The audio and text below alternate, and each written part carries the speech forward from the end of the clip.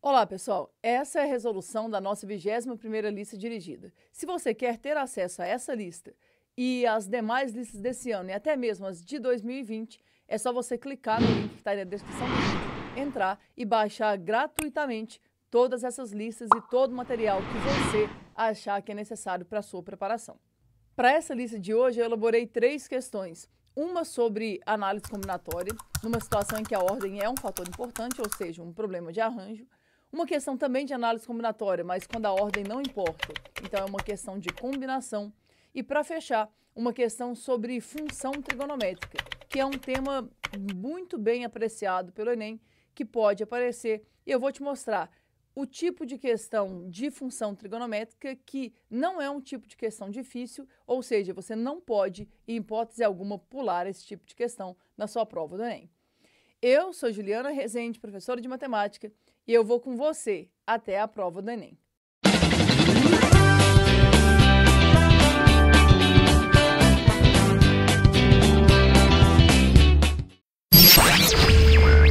Em um parque de diversões, o brinquedo mais procurado é a montanha-russa, que se constitui de uma múltipla rede de trilhos armados em aclives e declives sucessivos, e através dos quais circula com relativa velocidade uma espécie de trem, composto de pequenos compartimentos abertos com barras de ferros e bancos nos quais as pessoas se sentam. Nesse parque, o trem possui 3 bancos para 2 pessoas cada um, e nesse dia há 3 adultos que não se conhecem, cada um acompanhado de uma única criança. Pelas regras do estabelecimento, as crianças têm que ocupar o lugar no mesmo banco de que seus respectivos responsáveis. Sendo assim, o número de maneiras de essas 6 pessoas se acomodarem nos 3 bancos é...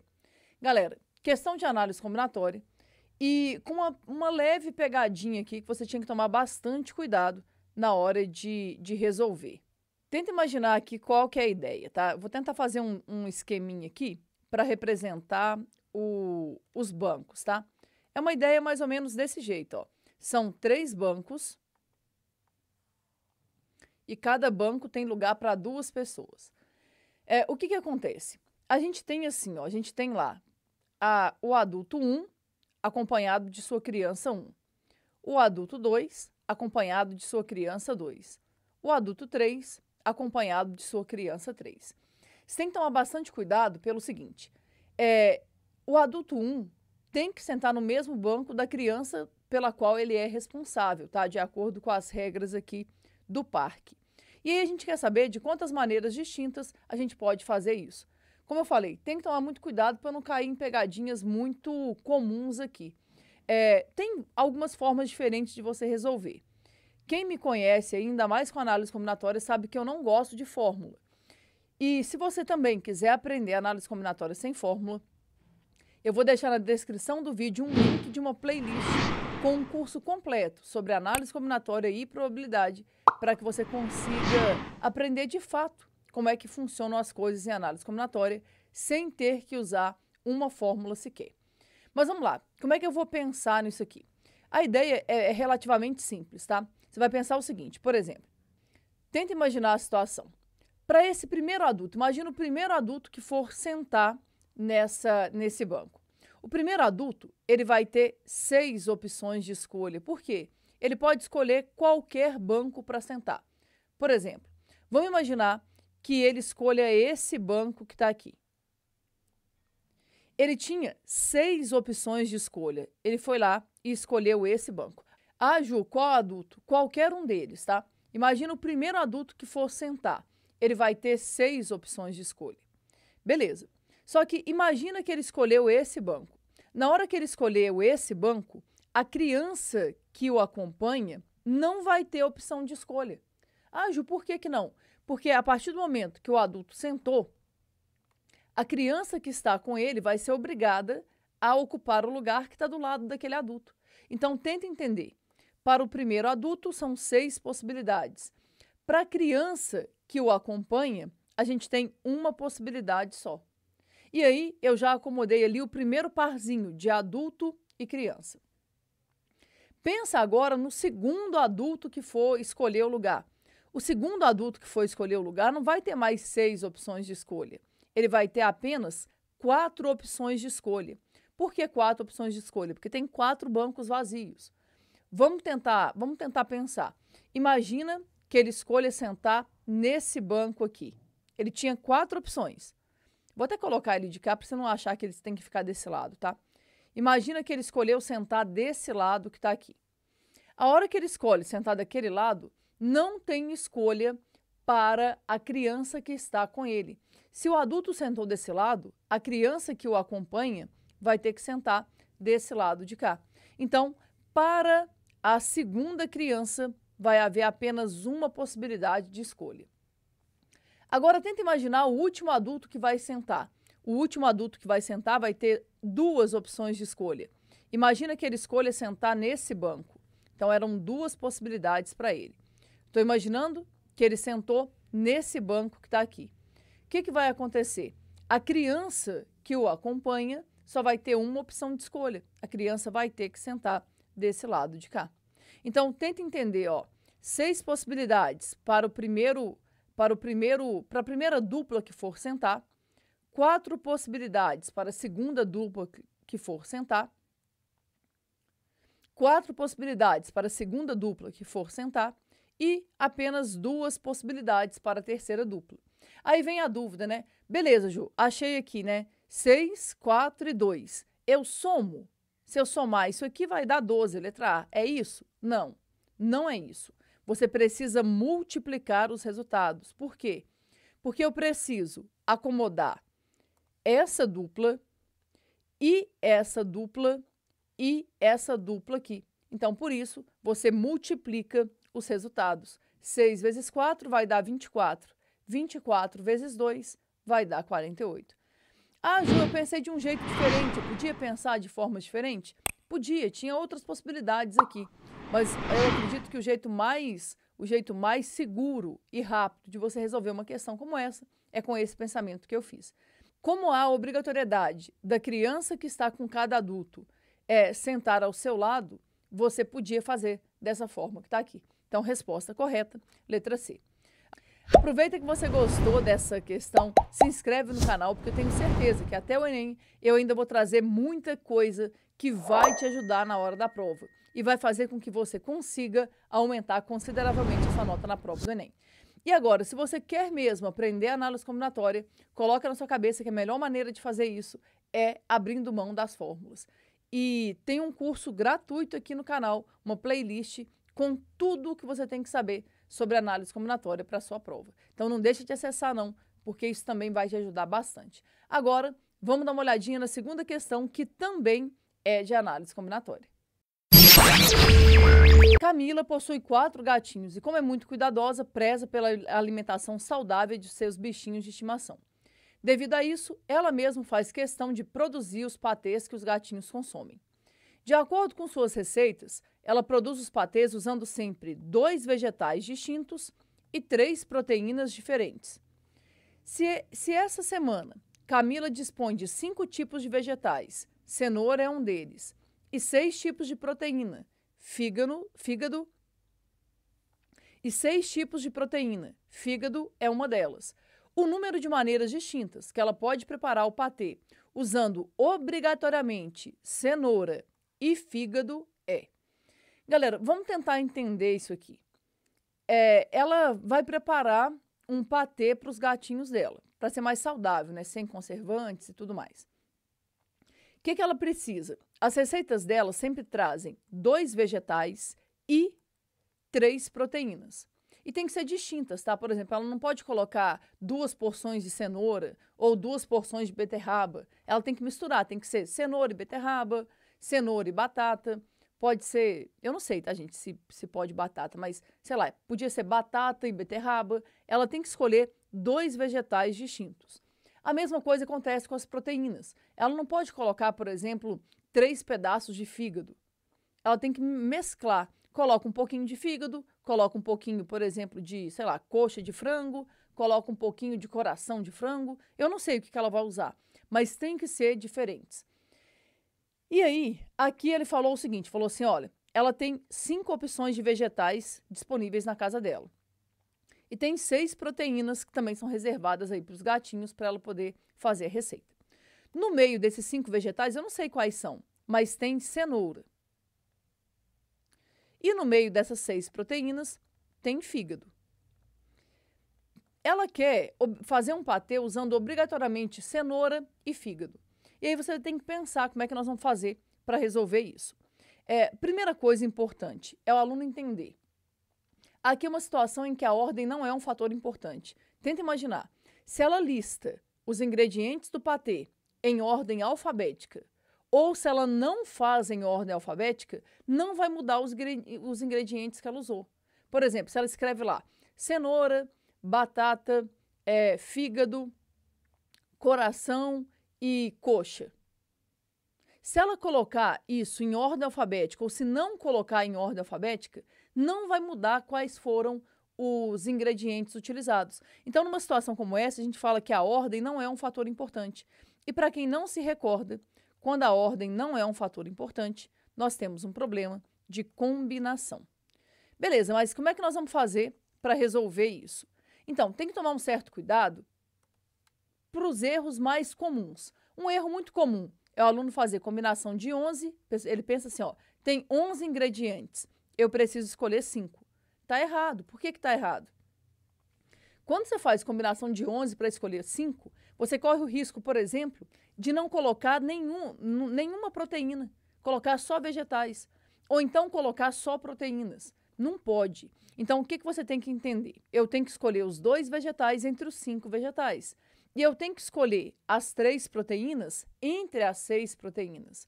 Mas tomando um certo cuidado, porque aqui não é simplesmente assim. Alguém podia vir aqui e falar assim, Ju, tá fácil então. Vou fazer combinação de 5 para escolher 2 e vou fazer combinação de 6 para escolher 3. Tá errado. Por que tá errado? Porque a gente tem algumas obrigações aqui, ó. Eu tenho que fazer usando cenoura e usando fígado. Então, eu não posso deixar isso pro acaso. Eu não posso pegar, sei lá, imagina, tá tudo congelado. Eu não posso pegar os saquinhos de forma aleatória, abrir e colocar para cozinhar. Eu não posso fazer isso. Eu tenho que garantir que tenha cenoura e fígado. E isso é uma coisa que eu bato muito na tecla com os meus alunos. Aqui é uma questão que tem restrição. Em análise combinatória, gente, sempre que um problema tiver restrição, você precisa forçar para que aquela restrição seja atendida. Ah, Ju, como assim? Não entendi. Por exemplo, eu penso o seguinte, ó, a gente tem lá 2 vagas para vegetais. Vou colocar com tracinhos aqui para ficar mais fácil de entender, tá? E eu tenho 3 vagas para as proteínas. Você precisa entender que a cenoura não é uma possibilidade, é uma obrigação. Então, eu não tenho 2 vagas para vegetais, eu tenho só 1 vaga. Por quê? Porque a cenoura já está aqui. A cenoura não entra nesse processo aleatório. Eu estou colocando a cenoura no patê. Então, eu tenho 1 vaga. E quantos candidatos, hein? Não são 5 vegetais? Um deles é a cenoura, já está no meu patê. Então, eu vou ter 4 candidatos para poder disputar essa vaga. Então, eu tenho 1 vaga para 4 candidatos. Agora, vamos pensar nas proteínas. Eu tenho que colocar fígado. Não é uma escolha, tá? Eu tenho que colocar fígado. Então, aqui eu vou ter 2 vagas. E pensa comigo, eram 6 proteínas. Se eu já coloquei o fígado, 5 vão disputar quem é que vai fazer parte desse patê. Então, eu vou ter 5 candidatos. Agora sim, a gente vai poder resolver a nossa conta. Lembra, a ordem não importa, então é combinação. Vou fazer combinação de 4 para escolher 1. A ordem não importa, então eu vou fazer combinação de 5 para escolher 2. Presta bastante atenção. Eu tenho que colocar vegetais e proteínas. O I para nós, esse conectivo, significa uma multiplicação. Então, eu tenho que multiplicar esses resultados. Nossa tarefa agora é fazer essa conta. Vou fazer aqui separado, tá? Combinação de 4 para escolher 1. Ah, Ju, eu gosto de usar a fórmula. Gente, pode usar. Eu não gosto porque eu acho ela completamente desnecessária.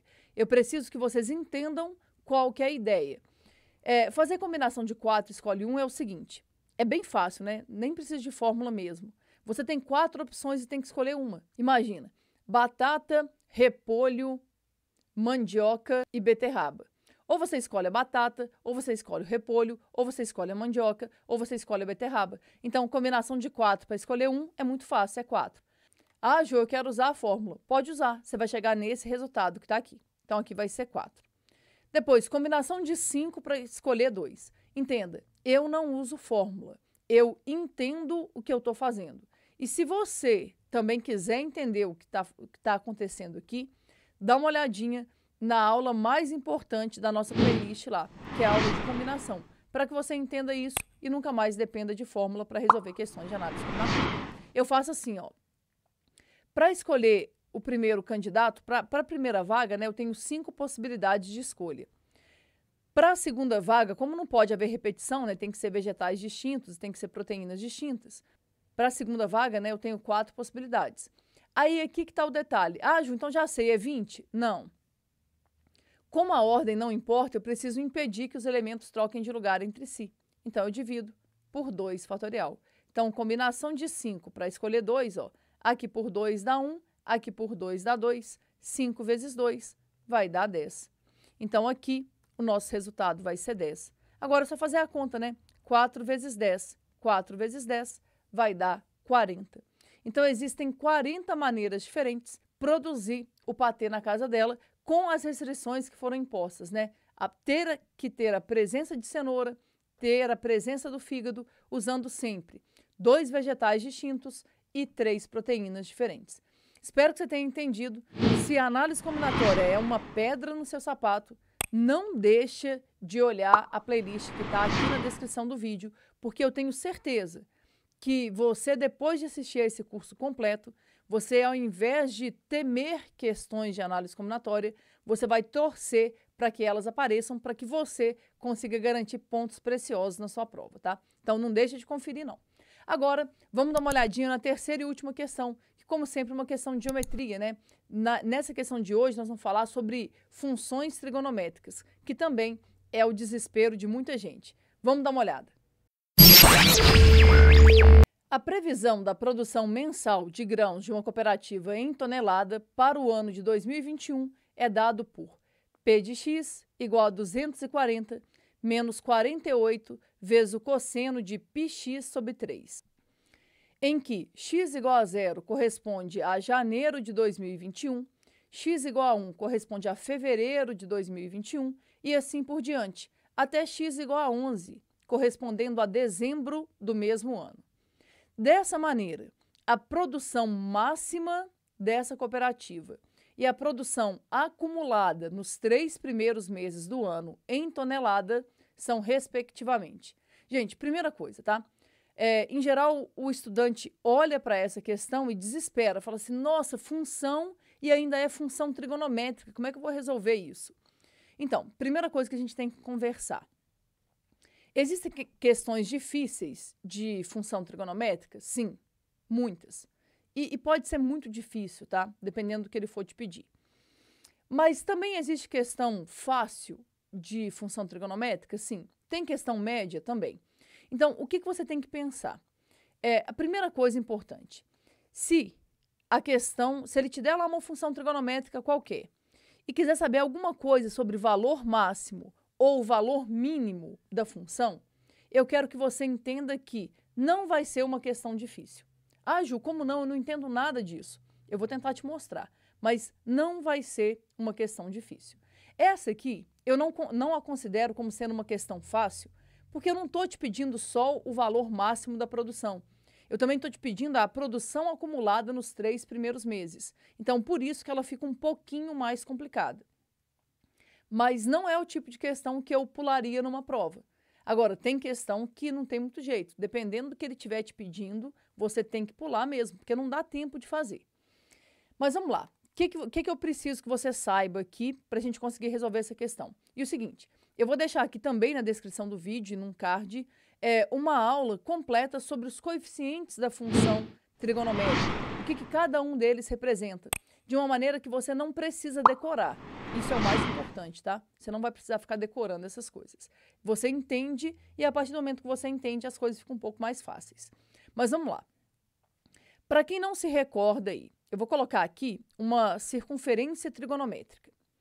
Circunferência trigonométrica, gente, ela é unitária, ou seja, ela tem raio 1 e ela é centrada na origem.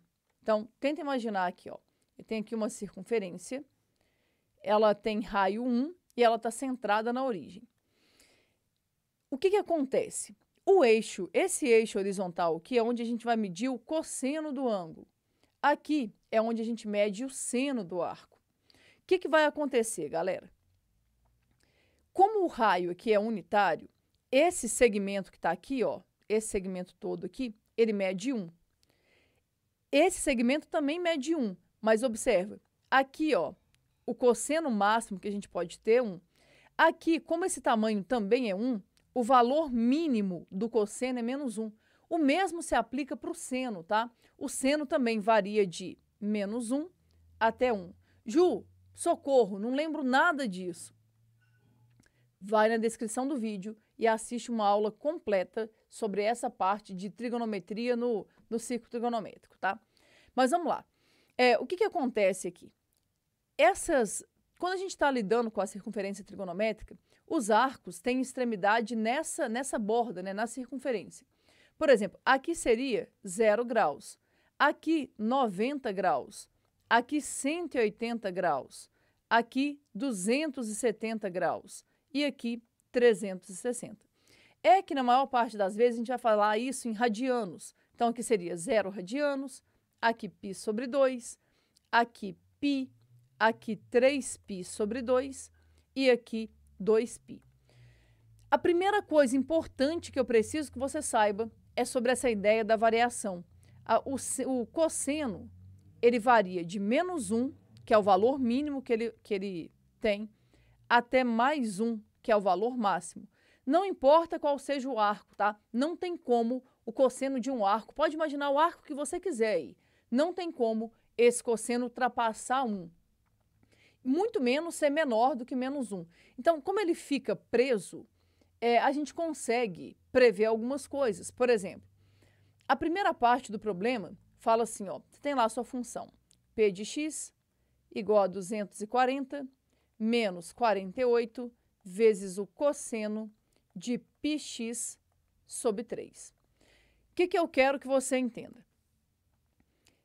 Repara, essa função, ela depende do x, mas ela depende mais especificamente do cosseno de x. Então, à medida que for mudando aqui, ó, o valor desse cosseno, que é πx sobre 3 no caso, eu vou modificando os valores da minha função. O que acontece? Quando você quer saber sobre máximo e mínimo é muito tranquilo, mas tem que tomar cuidado com a pegadinha mais clássica. Qual que é a pegadinha mais clássica? É o aluno pensar assim, Ju, eu lembro disso. A função, já que o cosseno mínimo é menos 1 e o cosseno máximo é 1, tá fácil. A produção vai ser máxima quando o cosseno for máximo e a produção vai ser mínima quando o cosseno for mínimo. O golpe tá aí, cai quem quer. Cuidado, tá, gente? Cuidado com o golpe. Eles vão tentar te induzir ao erro. Não é decorar, é entender. Por quê? Porque imagina, o cosseno máximo aqui é 1. Se o cosseno for 1, vai ficar 240 menos 48, porque eu vou trocar isso aqui tudo por 1, vai ficar 240 menos 48. Agora, imagina que ao invés de 1 fosse menos 1. Ficaria 240 menos 48 vezes menos 1. Esse menos com esse menos vai virar mais.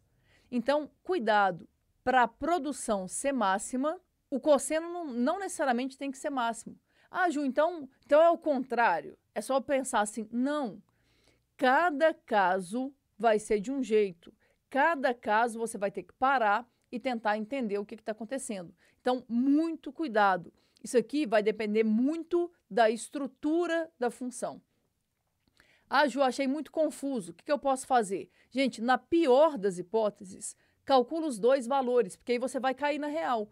Porque quando você colocar aqui 1, vai dar 192. Vai ter essa resposta te esperando? Vai. Quando você colocar menos 1, vai dar 288. Aí você vai perceber que 288 é maior do que 192. Então, assim, ó, se você lá na hora ficar com dúvida substitui os dois valores para não ter nenhum tipo de problema, tá? Mas vamos lá. Então, aqui, ó, vê se você consegue entender. A produção vai ser máxima quando o cosseno de πx sobre 3 for mínimo, ou seja, for igual a menos 1.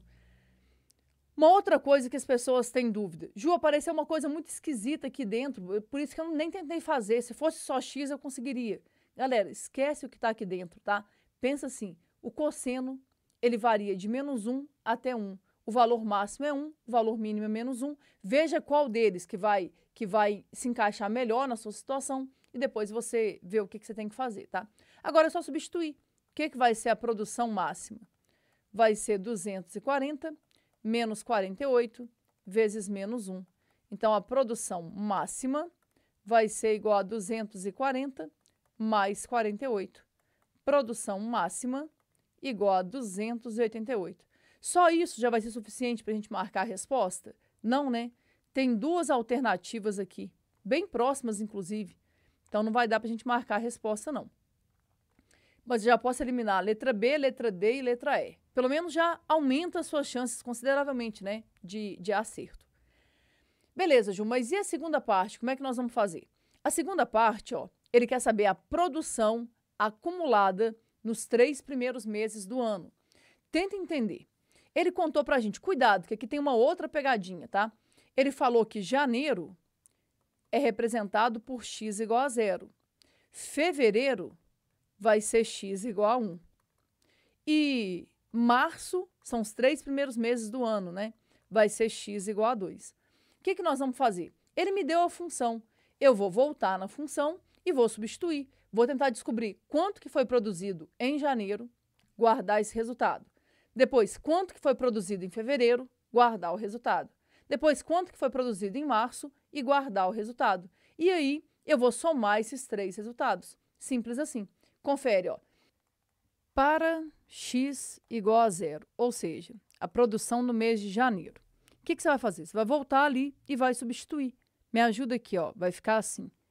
P de 0 vai ser igual a 240 menos 48 vezes o cosseno de π vezes 0 sobre 3. Aqui vai dar 0, gente. Então, vai ficar algo assim, ó. P de 0 vai ser igual a 240 menos 48 vezes o cosseno de 0. Cuidado, tá? Alguém pode olhar aqui e falar assim, Ju, cosseno de 0 é 0. Olha aqui, ó. Cosseno de 0 é esse pedaço que está aqui. Então, cosseno de 0 é 1. Olha o que vai virar isso. Vai ficar P de 0 vai ser igual a 240 menos 48. Então, P de 0 igual 240 menos 48 vai dar 192. Coloca aqui num cantinho, ó. Em janeiro, a produção foi de 192 toneladas. Guarda esse resultado. Ah, Ju, tem que fazer 1 por 1? Sim, eu preciso de 3 meses. Aqui eu já descobri que é 192. Agora eu vou descobrir em fevereiro. Então, para x igual a 1. É esquisito, né, pensar assim, Ju, fevereiro, mês 1 é janeiro. Não, isso aqui é porque o autor, no caso eu, escolheu essa lógica de sequência aqui. Cuidado, tá? Eu já vi muitos vestibulares eles fazerem isso e a pessoa acabar sendo induzida ao erro. Mas vamos lá. O que vai ser P de 1? P de 1 vai ser igual a 240 menos 48 vezes o cosseno. Como eu estou um pouco sem espaço aqui, eu vou fazer direto, tá? Se eu trocar o x aqui por 1, vai ficar π sobre 3. Vou colocar direto para economizar espaço. Então, o que vai ser o P de 1?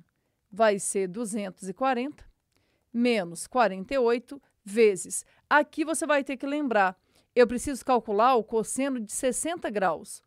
Tenta imaginar aqui, ó. 60 graus está aqui, ó.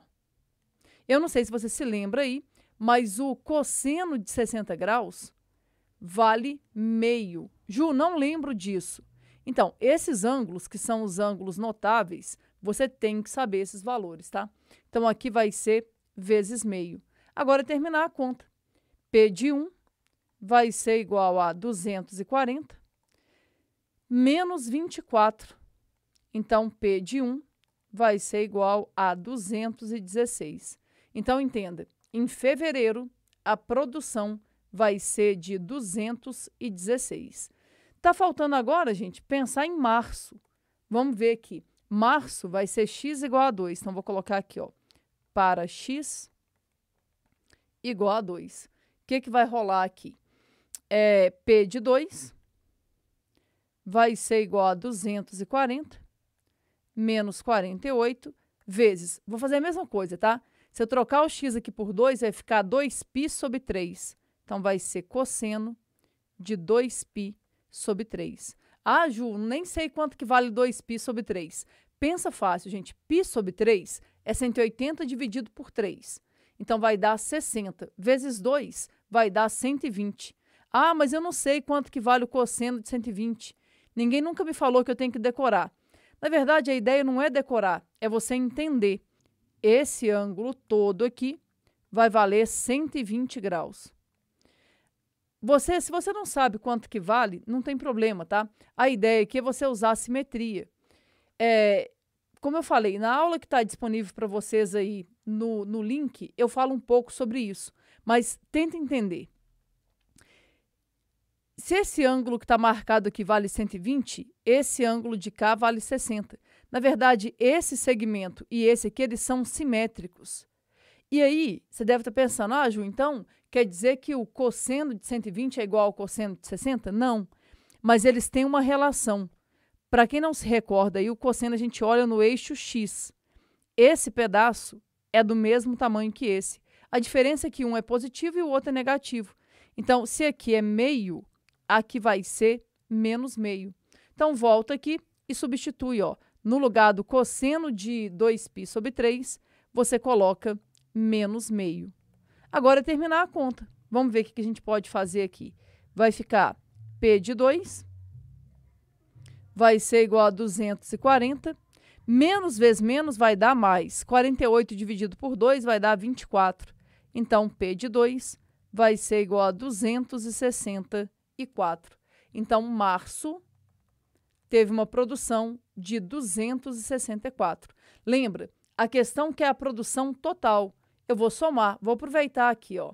Aqui vai dar 12, vai 1, 10 com 7 vai dar 17, vai 1, 2, 4, 6.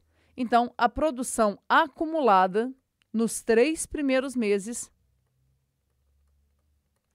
vai ser de 672 toneladas. Lembra, a primeira parte a gente já sabia, era 288. A gente ficou em dúvida entre a letra A e a letra C. A segunda parte é 672. Então, resposta correta, letra A. Que parece muito complicado, né? Então, como eu falei, eu não acho essa questão aqui muito simples, não. Porém, é uma questão que se você treinar um pouquinho, você consegue fazer. Agora, a primeira parte, vamos imaginar que o Enem te pedisse só a primeira parte, só a produção máxima. Gente, se a pergunta é só sobre a produção máxima, não tem desculpa. Você não pode pular. Se você gostou, aproveita e deixa seu like aí, se inscreve no canal. Se ficou alguma dúvida, deixa aqui nos comentários, que eu faço questão de voltar para te ajudar. Então é isso, pessoal. Obrigado a todo mundo aí que assistiu. Não se esqueça de se inscrever no canal, porque eu tenho certeza que até a prova do Enem eu ainda vou trazer muitas questões e muitas dicas que vão te ajudar a aumentar seu rendimento, vão ajudar a aumentar a sua nota na hora da prova. Se você tem dúvidas aí, tanto em análise combinatória, quanto na parte de funções trigonométricas, não deixe de acessar as aulas que estão aí na descrição do vídeo. E para baixar essa lista e as demais, também tem um link aí na descrição. É só você entrar, baixar tudo aquilo que você acha que é necessário para a sua preparação e conferir todas as resoluções aqui no nosso canal. Um abraço e até a próxima!